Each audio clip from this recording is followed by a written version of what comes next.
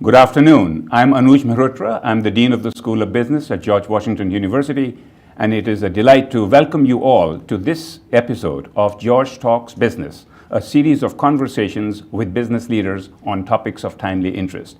I want to give a special shout out to the Undergraduate Business Association and the students who are here today. Thank you for coming and being with us. Our guest today is Mr. Frank Sesno, who is the Director of the School of Media and Public Affairs. He is an Emmy award-winning journalist. He has been a CNN anchor for the White House, for the correspondent for the White House, an anchor, and of course the DC Bureau Chief. Thank you very much, Frank, for being here. It's a delight to have you here It's today. great to be here with you. Wonderful. So, Frank, you have had a very long career in journalism for 30 years. For 30 years. Give us an overview. We would be interested in understanding what that has been for 30 years. How did you get started?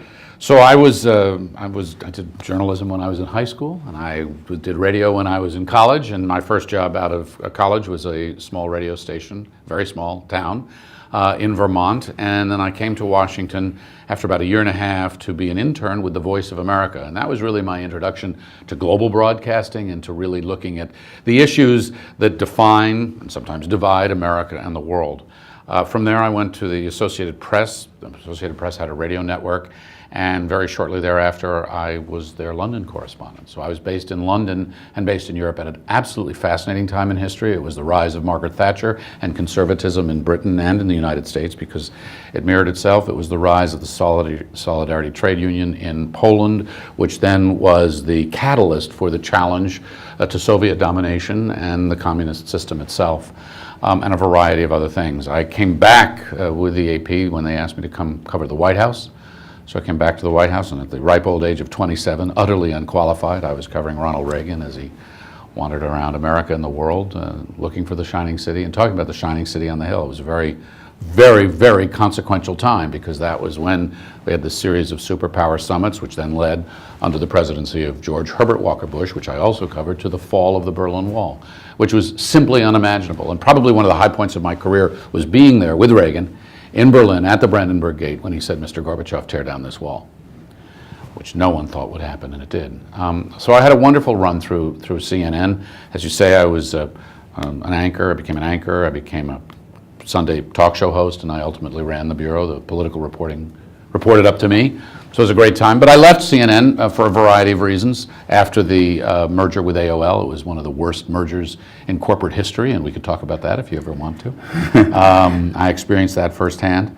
And that's when I got into higher education and hoping to influence future generations, even as I continue to do media on my own. So. Well, that's great. I think, as you said, out of those many years, several of those years have been in Washington. Yes. What do you think? What are your feelings about how the media is changing the public discourse? What is the role of media right now?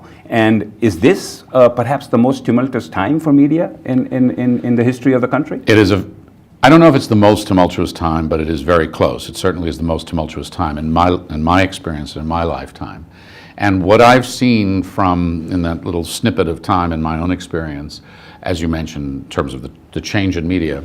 So I started at a small radio station in a town of 16,000 people with 2 full-time news people. We talked about what was going on in that town. We went to town meetings, we went to school board meetings.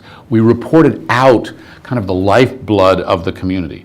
Those sorts of experiences have, to an extreme and alarming degree, disappeared in our local communities. The most noticeable and urgent, I believe, crisis in journalism, which is not the one that gets the first attention, is what has happened at the local and regional level across the country, where layoffs and mergers and buyouts and buy-ups.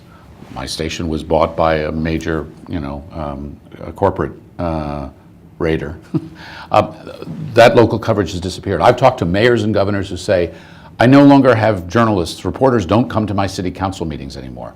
Reporters don't cover the State House anymore. They'll text me or they'll send me an email, what happened today, or they'll watch a feed. That is huge because it means that the eyes and the ears of journalists are not in at the most fundamental level of our community, our society, and democracy. Here in Washington, what's changed is, of course, we had, during my experience, the rise of CNN. I was at CNN, I like to say I was on the front lines of the revolution, when we were called Chicken Noodle News, when nobody watched, when we were still burying cables and people were saying, oh, that Ted Turner idea is crazy. Nobody will ever pay for 24-hour news. Nobody will ever pay for cable. And now people pay hundreds of dollars a month often to watch TV or to watch their video, and news is part of it. But then we had the rise in 1996 of MSNBC and Fox, and by 2000, Fox was outrating CNN because Roger Ailes found and identified a niche, and he went right for it, conservatives in this country who felt the media was poorly serving them. And then we had, of course, the rise of the internet, and now social media. And so we've gone through all these things. Where are we now? A completely disaggregated audience, a media that has become increasingly partisan in its approach, an audience that has divided out along those partisan lines, which both reinforces and reflects our larger political mess. Oh, I completely understand what you're saying about the level of local information and local politics and local kind of things that I am not even personally able to go because I'm looking at the media nationally. Has artificial intelligence and technology have something to do with it in terms of how that might have changed the media and how some of those stories are being spurned out? Well, not AI just yet, although people worry about that, but technology surely has, because everybody in this room has a smartphone. And the majority of people now are consuming the majority of their information via their smartphones and their mobile devices. So I did a little, poll of the room for those who are watching before we began, and I think there were 2 or 3 hands that went up when I said, how many of you get a newspaper delivered every day? That hard copy experience is all but extinct. When I started in this business, a very, very big deal was to bring somebody to campus to talk to a journalism class from the CBS Evening News. No, I don't know any young people who watch the CBS Evening News. I know very few older people who watch the CBS Evening News, certainly not live. If they do, it's DVR'd or something like that, or it's online with one of their online feeds. We have utterly blown up the media experience that we had in this country 20 years ago. We've pretty well demolished it from where it was 10 years ago. The Washington Post will have more people reading a story that they're getting it to via Facebook or Twitter than they do who are going to it via the WashingtonPost.com. So this technology has completely altered our delivery systems for news and the way audiences get their news and relate to it. And the big challenge, I started talking about local. Let's talk about local newspapers for a moment. So the New York Times can now brag that it's got nearly 4 million digital-only subscribers. So these are people who are paying whatever the monthly subscription fee to go online. That includes to their crossword puzzles and some of their other things. The Washington Post is pushing 2 million. There's around 2 million on that. But you drop off into the mere hundreds of thousands when you go to a very significant newspaper like the Los Angeles Times or the Boston Globe. I was talking to somebody from the Salt Lake City Tribune. You know how many digital-only subscribers the Salt Lake City Tribune has? 9,000. Wow. So that's the future. That's the business model that resides with local newspapers, or local newspapers online and analog. And that's really where most of the news gathering comes from. Most of the news gathering does not come from public radio or even local television, and local television has been declining as well. So these crises overlap, and they're very much driven by technology. So I can understand even the hunger for the local information that people are missing out in some degree, to some degree, without that focus on the local part. With all these changes, with the technology change, with the online part that you're talking about, what is a reasonable, sustainable business model for the media right now for some of these things? I think you have just discovered the George Washington University School of Business prize for 2019. What is the sustainable business model? That is the question. And it is a haunting question because there's no simple answer. There are very few publications that are going to be able to do what the Washington Post and the New York Times, the Wall Street Journal and others have done, which is to build millions of, or potentially millions of digital-only subscribers to provide a significant enough revenue stream that can survive and be sustainable. You can't do that on 9,000 digital-only subscribers. So what happens to the New Haven Register, or the New Haven, yeah, I think it's the New Haven Register. What happens to the Des Moines Register, for that matter? How will these news organizations that are in relatively local community, they're not going to, I mean, the New York Times has got subscribers all over the world, right? If you're in Abu Dhabi or you're in Tokyo or you're in Beijing, you probably want to read the New York Times to know what's going on in America. You probably want to read the Washington Post, or you can market that if you want to know and understand American politics. What does the Des Moines Register market to get millions or hundreds of thousands of digital-only subscribers when the print paper isn't working anymore? How do they build revenue? What happens in the cable universe as people continue to cut their cable cord? Because the old model was, CNN, for example, had roughly half of its advertising revenue through eyeballs delivered via television and roughly half through operator fees. So your cable operator paid a fee per subscriber to CNN, to Fox, to MSNBC, to ESPN. As you know, as you kill your cable subscription and go, you know, what we call over the top, so you go via internet TV, you're not paying that, that affects profoundly those revenue streams. So we've not found the business model. There's a lot of looking into that. The Knight Foundation just announced a $300 million fund over several years to support local journalism. That's how serious they see this crisis, and they're trying to invest in newsrooms. There are other models that are tapping into community foundations and other philanthropic ways to support local news because they see this as so critical to our democracy, right? Thomas Jefferson talked about a free and informed, self-governing public. Well, you got to be informed, right?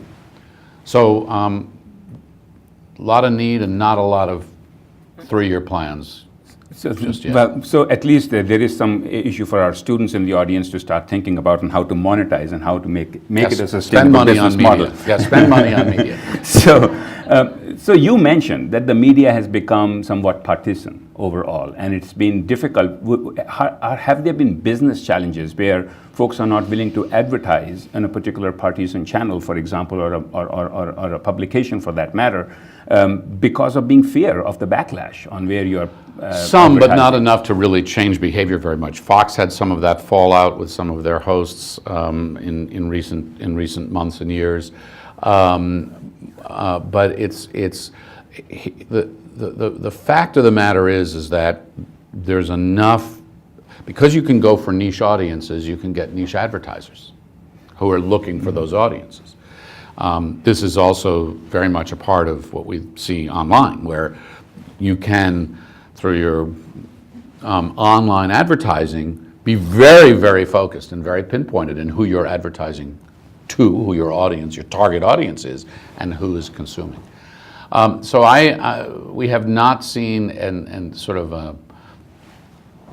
uprising of advertisers that substantially change behavior yet. Yeah, so maybe potentially to change the subject a little bit, you created something called Planet Forward. I did. What motivated you? Can you tell us a little bit about that? What motivated me is to chart the course to a sustainable planet. And no, it's actually several things. That I did it when I came here to GW. I wanted to create I believe, and it's what you're doing here and what we're doing here with this project, I believe that media can leverage up and out the unbelievable resources and energy and intellect that we have at a university. So I think a university is a compelling public platform. I think that we can do things at a university in a media landscape with a focus on attention span and complexity that traditional media have a very hard time seeing and sticking with. And then I spent a lot of time thinking, okay, well, how should I focus this? And I spoke to a lot of people, and they said, own something that is a problem that needs to be solved at many levels. So the problem that I selected was one of sustainability. We are headed toward a 10 billion person planet. We are going to need twice as much energy, 60% more food, and 40% more water at a time that we are warming and urbanizing. How are we going to do it? Who in this room of business students will come up with a great, brilliant, enriching idea that will help feed more people or power more people or cool down a planet that's warming? How are we going to do that? And so that's what Planet Forward is. It's an opportunity to focus on the ideas and the innovations that can move the planet forward: food, energy, water, biodiversity, and the built environment. And so we invite students and others to tell those stories, to find those ideas and tell those stories so we can share them. And we do, and we have 5,000 stories online now. And we have a prize, StoryFest prize. Enter. Sorry, you missed the deadline, but we can bend the rules for you. And our prize for it, we take students on on storytelling expeditions. Last year we took them to Alaska. 2 years ago we took them to the Brazilian rainforest. Next year we're going to the Galapagos. Great. So, Frank, I've seen you in this other seat of actually interviewing people. Yeah, it happens. I refer to that as an occupational hazard. Many U.S. presidents, many business leaders. You've had some absolutely amazing interviews. But you must have some of your favorites or least favorites. Or least favorites on the spectrum of whether they were favorable or unfavorable. Would love to hear a few of those. So one of the most interesting of all times was Margaret Thatcher. Have you heard of Margaret Thatcher? Okay, the Iron Lady. So she really was the Iron Lady. And Margaret Thatcher. So if you'd interview Donald Trump, he'll just rip you to pieces. He'll just call you stupid and she would do it. But she did it in a way that she was like a boa constrictor. She just came and squeezed the air out of you. She said, "That's a stupid question." And she'd say, only a stupid person would ask a stupid question. It's like, whoa. So you had to be really, really prepared. She wasn't emotional like Donald Trump. But if you gave her the slightest little opening, there's a hysterical exchange. So she was a very challenging interview for me. But there's quite a hysterical exchange where she's being interviewed by somebody who made the mistake of saying, "Mrs. Thatcher, critics say that Thatcher economics is destroying the country." She said, "Really? Critics? Who are they?" She said, "Well, lots of critics." "Well, really? What are their names?" And she said, "Well, from all across." "Well, where did you go? Who did you talk to?" And she would not relent. So that's what she was like. The other really disastrous interview I had, which I will never forget, and I write about in my book, was with Yasser Arafat, the PLO chief. We were doing it in front of about 200 people at the Council on Foreign Relations, cameras from all over the world. We were sitting like this. We were in the middle of the uprising. He was under intense global pressure for not speaking out to stop young kids from going in the streets and throwing rocks and slingshotting at Israeli troops and getting shot at or shot. And I spent a day thinking about how to phrase that question so that he might answer it, but also that I would be very particular with it. And I did, and I think I crafted it fairly well. And he erupted, and he stood up, and he wagged his finger at me, and he said, "Are you calling us animals?" And I thought he was going to walk out of the room. And there was a coffee table in front of us here, and the door was over here. So while he's standing yelling at me, I crossed my legs and I sort of slithered down to fill the space so he couldn't just walk out. So he sat down and we continued, but he never answered the question, and I was not prepared for that kind of eruption, and I should have been, so that I had a whole plan B and plan C as to how to come back at him. Great. So I'm going to try and not ask any stupid question and see whether that works out or not. But let me ask you. There's no coffee table. And there's no coffee table here either. Let me ask you this. How do you keep up with the news and events? I saw you scrolling through your iPhone right now, or whatever Samsung device you might have. I did not pick up on that. But what are the channels? What are the places where you're getting your information from? And what is the right way, really, in today's day to keep informed? There's no single right way. There's no single one place to go. I mean, I think you have to be a purveyor of news and information from a variety of sources and a variety of perspectives, and then be brand aware and have people you trust. All right. So I read a lot of columnists. I love op-ed columns. I really love smart op-ed columns, and there are people I go to, and I go to them knowing what their perspective is. So I know when I'm reading Michael Gerson, I'm reading a conservative George W. Bush, former speechwriter, who doesn't like Donald Trump very much. And I can look at his argument and I can assess his argument. I read non-American publications to see their coverage of our politics, because it's kind of head-scratching. But it's also very interesting to see how someone talks about us and covers us when they take a step back. So I love The Economist, I love The Guardian. They're both excellent. I read the Wall Street Journal, the New York Times, the Washington Post, and sometimes the LA Times news sections pretty much every day. And then I go to my op-ed places. I am a very big fan, and hats off to NPR. I think National Public Radio, which is not really National Public Radio anymore, it's NPR, does a remarkable job, and the best in the business in broadcast, of listening to America and from different parts of America. I do watch cable channels, but I watch them sadly less than I used to, because I find that they're more argument and they're more talk radio with cameras than they are good explanatory journalism. I love documentaries because they can take me deeper and more and with more texture. And then I read long form journalism in places like The Atlantic and The New Yorker for deeper dives on really provocative, thoughtful topics. So what are the books you are reading currently, right now? Well, I'm reading a couple. A friend of mine has written a book called The Emancipation of Evan Walls, I think it is, or Wallace. And Jeffrey Blunt has written this. This is about an young African American growing up in Virginia, struggling against prejudice both in the white community and in the black community. Very, very profoundly thought-provoking book. I just read Jean Case's book, Be Fearless, because I had to do a conversation like this with Jean, so I thought it would be a good thing to read her book.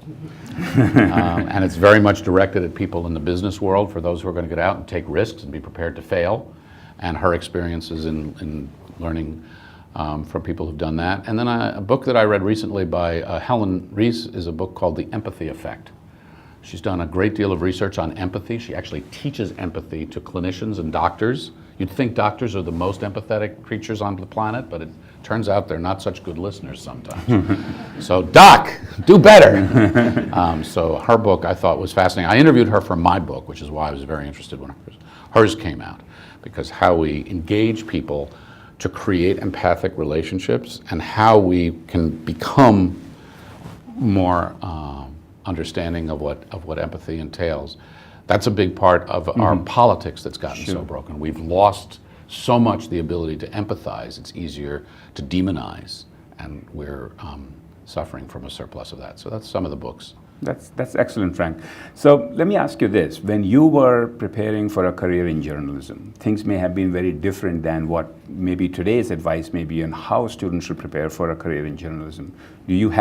Can you compare and contrast on how you ended up being in journalism versus how the students potentially should be preparing for journalism? Yeah, I stumbled into it. It was not an aspiration I had all along, although as I look back now, I see it was. As a teenager, I started listening to all news radio when I was in high school and the Watergate hearings were happening. I'm dating myself badly, but I had the Watergate hearings on. I was always fascinated by America, by our history, by what went on. And then I discovered as a high school student, when I wrote editorials for the student newspaper, the power that words had. So I could write about something from a student perspective. This happened, I'm a junior or a senior, whatever I was, and I was actually invited to come and talk to the Board of Education and represent the student view. And I thought, wow, words do this? Storytelling takes you places, so I've been fascinated by that. I've been in inner cities and in war zones and in the White House and all these other places, and that's amazing. And so I've seen, and I think I don't know whether I was born an empathetic person. I have a sister with Down syndrome, and so I grew up with people who have disabilities and who are very different, and so that sensitized me in different ways. But the idea of journalism, of giving voice to the voiceless, is very important to me, and it always has been. So that's sort of what drove me. So that's what I say to young people, and I see we have a few of them here who are ours. There's Andy. So you got to be curious, you got to care, you got to be able to spot a story, you got to be able to pull things out from people, and then you have to be able to tell it in ways that are compelling and clear and memorable and meaningful. What do you want to leave people with? What do you want them to do with the information they've gotten? I would say the big difference today is, and this actually is very applicable to the School of Business, storytellers, journalists, whatever, have to be more entrepreneurial today than they've ever had to be. They're going to have to reinvent themselves during the day. The world, the landscape, the technology is changing so quickly. So being creative, being entrepreneurial, understanding that you are a brand, that your name is a brand, that it's not going to be the New York Times or WXYZ or whatever that's going to be the brand that delivers you.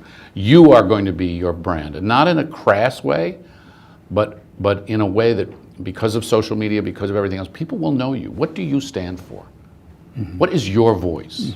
What do you want to accomplish? What is your mission? That will come out through your writing, whether you're sensational or whether you're a demonizer or whether you're someone who is writing thoughtful and or producing provocative video. People will know who you are. Oh, that's just absolutely excellent advice. And so that I don't end up, I promised you when you were telling me the story that I'm going to give you a chance to ask the best question of the day yourself and answer it. What would that question be? This is something that I got when I was writing my book. So my book is called Ask More. It's about asking questions. And it actually came from the man who's now governor of California, Gavin Newsom. There's one from him and there's one from Colin Powell that I'll quote. Gavin Newsom's question is, what would you do if you knew you could not fail? He's got a little plaque on his desk. What would you do if you knew you could not fail? It is, and Newsom actually, before he was in public life, he told me he gave a failure award in his business. If somebody tried something that failed, but it was wrapped in for all the right reasons, it was $800 at his resort. The other one, I would ask the people I interviewed for my book what your favorite question is, and one of the simplest and the most heartfelt was Colin Powell. So Colin Powell was America's soldier, right? I mean, he was and he did a remarkable job. He was George H.W. Bush's military advisor going into the first Gulf War, and George W. Bush's military advisor, you could say, going into the second Gulf War. In the first Gulf War, he asked the right questions, and that was short, it was clearly defined, there was a mission, there was a success, and we're still in Iraq the second time, and he understands the difference. So my hat's off to him for being so honest. But I asked him what his favorite question was, and you know what he said? How you doing? And I said, why would that be your favorite question? He said, I'm the general. People who report up and through and to me, I have their lives in my hands. I need to know how they're doing. I need to know how they are feeling. I need to know what they are seeing. And I thought that was a remarkable comment for any leader in the public sector or in the private sector, to know about the well-being, the aspirations, the fears of the people who are making that operation ultimately successful or not. Well, thank you, Frank. That was amazing. That was very good. Thank you very much for this pleasure. Conversation. It was a lot of fun.